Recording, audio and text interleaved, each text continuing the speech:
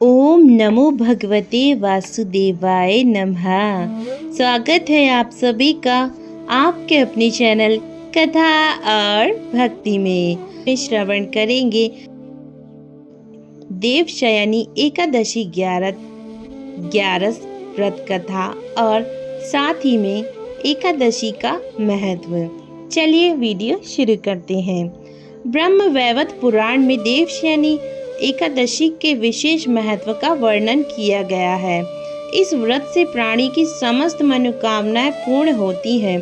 यह एकादशी आषाढ़ मास के कृष्ण पक्ष की एकादशी, जिसे योगिनी एकादशी कहते हैं, इसके बाद आती है।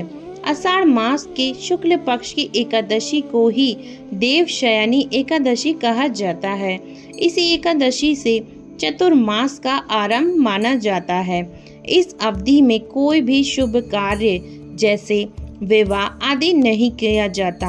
मान्यता है कि इस दिन से भगवान श्री हरि विष्णु क्षीर सागर में शयन करते हैं और फिर 4 माह बाद उन्हें उठाया जाता है। उस दिन को देवोत्थानी एकादशी कहा जाता है। इस बीच के अंतराल को ही चतुर्मास कहा गया है।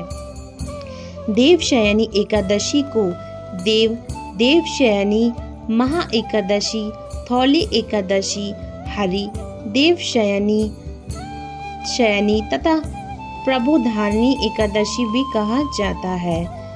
एकादशी व्रत कथा। धर्मराज युधिष्ठिर ने कहा, हे केशव, आषाढ़ मास शुक्ल एकादशी का क्या नाम है? इस व्रत के करने की विधि क्या है और किस देवता का पूजन किया जाता है? श्री कृष्ण जी कहते हैं कि हे युधिष्ठिर, जिस कथा को ब्रह्मा जी ने नारद जी से कहा था, वही मैं तुमसे कहता हूँ। एक बार देव ऋषि नारद जी ने ब्रह्मा जी से एकादशी के विषय में जानने की उत्सुकता प्रकट की। तब ब्रह्मा जी ने उन्हें बतलाया, सतयुग में मदान्ता नामक एक चक्रवर्ती सम्राट राज्य करते थे।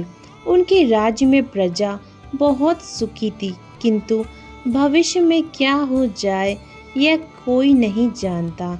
अतः वे भी इस बात से अनभिज्ञ थे कि उनके राज्य में शीघ्र ही भयंकर अकाल पड़ने वाला है।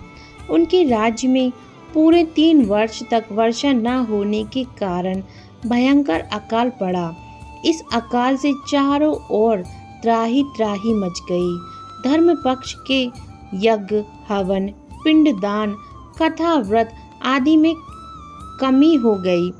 जब मुसीबत पड़ी हो तो धार्मिक कार्यों में प्राणी की रुचि कहा जाती है। प्रजा ने राजा के पास जाकर अपनी वेदना की दोहाई की। राजा तो इस स्थिति को लेकर पहले से ही दुखी थे। वे सोचने लगे कि आखिर मैंने ऐसा कौन सा पाप कर्म किया है जिसका दंड मुझे इस रूप में मिल रहा है। फिर इस कष्ट से मुक्ति पाने का कोई साधन करने के उद्देश्य से राजा ने सेना को लेकर जंगल की ओर चल दिए। वहां विचरण करते करते एक दिन वे ब्रह्मा जी के पुत्र अंगिरा ऋषि के आश्रम में पहुंचे और उन्हें साष्टांग प्रणाम किया। ऋषि वर ने आशीर्वाद वर्चनोपरांत कुशल क्षेम पूछा। फिर जंगल में विचरने व अपने आश्रम में आने का प्रयोजन जानना चाहा। तब राजा ने हाथ जोड़कर कहा, महात्मन, सभी प्रकार से धर्म का पालन करता हुआ भी मैं अपने राज में दुर्भिक्ष का दृश्य देख रहा हूँ। आखिर किस कारण से ऐसा हो रहा है? कृपया इसका समाधान करें। यह सुनकर महर्षि अंगिरा ने कहा, हे राजन, सब युगों से उत्तम यह सतयुग है। इसमें छोटे से पाप का भी बड़ा भयंकर दंड मिलता है। इसमें धर्म अपने चारों चरणों में व्यक्त रहता है। ब्राह्मण के अतिरिक्त किसी अन्य जाति को तप करने का अधिकार नहीं है, जबकि आपके राज्य में एक शूद्र तपस्या कर रहा है। यही कारण है कि आपके राज्य में वर्षा नहीं हो रही है। जब तक वह काल को प्राप्त नहीं होगा तब तक यह दुर्भिक्ष शांत नहीं होगा। दुर्भिक्ष की शांति उसे मारने से ही संभव है, किंतु राजा का हृदय एक नर अपराध शूद्र तपस्वी का शमन करने को तैयार नहीं हुआ। उन्होंने कहा, हे देव, मैं उस निरपराध को मार दूं, यह बात मेरा मन स्वीकार नहीं कर रहा। कृपया करके आप कोई और उपाय बतलाइए। महर्षि अंगिरा ने बतलाया, आषाढ़ माह के शुक्ल पक्ष की एकादशी का व्रत करें। इस व्रत के प्रभाव से अवश्य ही वर्षा होगी। राजा अपने राज्य की राजधानी लौट आए और चारों वर्णों सहित पद्मा एकादशी का विधि पूर्वक व्रत किया। व्रत के प्रभाव से उनके राज्य में मूसलाधार वर्षा हुई और पूरा राज्य धन्य धान से परिपूर्ण हो गया। ब्रह्म वैवर्त पुराण में देवशयनी एकादशी के विशेष महत्व का वर्णन किया गया है। इस व्रत से प्राणी की समस्त मनोकामनाएं पूरी होती हैं।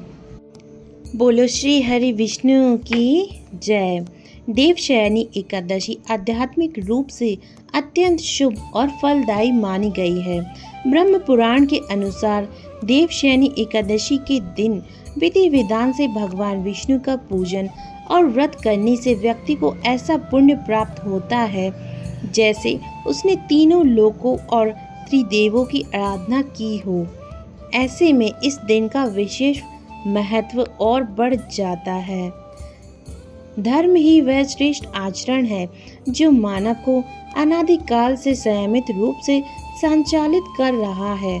धर्म जीवन की उस मूल्य ऊर्जा का नाम है जो व्यक्ति को सही और गलत में भेद करना सिखाकर सुख समृद्धि का मार्ग प्रशस्त करता है।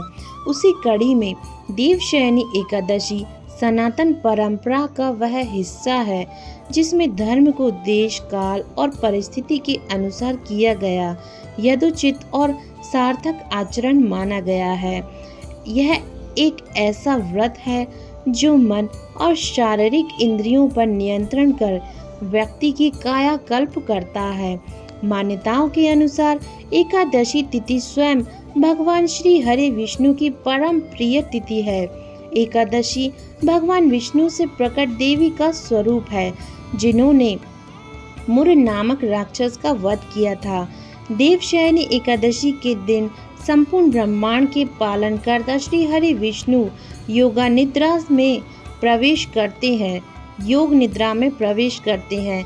इस दिन यानी आषाढ़ मास शुक्ल पक्ष की एकादशी देवशयनी एकादशी से लेकर कार्तिक मास की शुक्ल पक्ष की एकादशी तक कुल 4 महीनों तक यह अवधि चतुर्मास कहलाती है, जिसमें भगवान विष्णु विश्राम की अवस्था में रहते हैं।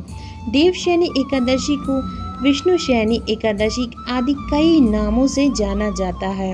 इस तिथि से प्रारंभ चतुर्मास की अवधि में साधक व्रत रखकर प्रतिदिन सूर्योदय के समय स्नान आदि से निर्वृत्त होकर भगवान विष्णु की आराधना करते हैं। देवशयनी एकादशी के दिन संकल्प के साथ चतुर्मास व्रत साधना का प्रारंभ करना चाहिए। हे देव, मैंने ये व्रत आपकी उपस्थिति में लिया है। यदि आप मेरे प्रति अनुग्रह करें तो यह व्रत साधना निर्विघ्न पूर्ण हो जाए। चतुर्मास के दौरान भगवान विष्णु का विश्राम ब्रह्मांडीय ऊर्जा के संतुलन के लिए होता है। आज भी लोग देवशयनी एकादशी के चतुर्मास का व्रत नियम संयम पूर्वक रखते हैं, जिसमें एक बार भोजन करते हैं तथा स्वास्थ्य लाभ के लिए श्रवण मास में शाक, भाद्रपद मास में दही, अश्विन मास में दूध और कार्तिक मास में दाल ग्रहण नहीं करते। ऐसा करने से स्वास्थ्य उत्तम रहता है। इस तिथि से जब भगवान विष्णु योग निद्रा में होते हैं तब सभी प्रकार के शुभ कार्य जैसे विवाह, गृह प्रवेश, यज्ञोपवीत संस्कार इत्यादि इस अवधि में नहीं किए जाते। मान्यता है कि जब ब्रह्मांड के पालनकर्ता ही विश्राम कर रहे हो तब मंगल कार्य आरंभ करना उचित नहीं होता। इसलिए इन 4 महीनों में संयम, साधना और व्रत का विशेष बल दिया गया है। इस एकादशी को सौभाग्य की एकादशी के नाम से भी जाना जाता है। ब्रह्म पुराण का दावा है कि इस दिन उपवास करने से जानबूझकर या अनजाने में किए गए पापों से मुक्ति मिलती है। इस दिन पूरे मन और नियम से पूजा करने से महिलाओं को मोक्ष की प्राप्ति होती है। ब्रह्म वैवर्त पुराण के अनुसार देवशयनी एकादशी का व्रत करने से सभी मनोकामनाएं पूरी होती हैं। शास्त्रों के अनुसार चतुर्मास में 16 संस्कारों का आदेश नहीं है। इस अवधि में पूजा अनुष्ठान, घर या कार्यालय की मरम्मत, गृह प्रवेश आदि की खरीदारी की जा सकती है। देवशयनी एकादशी व्रत विधि: एकादशी को प्रातः उठें, इसके बाद घर की साफ सफाई तथा नित्य कर्म से निर्वृत्त हों। स्नान कर पवित्र जल से घर में छिड़काव करें। घर के पूजन स्थल अथवा किसी भी पवित्र स्थल पर प्रभु श्री हरि विष्णु जी की मूर्ति की स्थापना करें। तत्पश्चात उनका षोडोपचार सहित पूजन करें।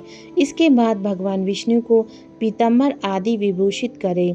तत्पश्चात व्रत कथा सुननी चाहिए।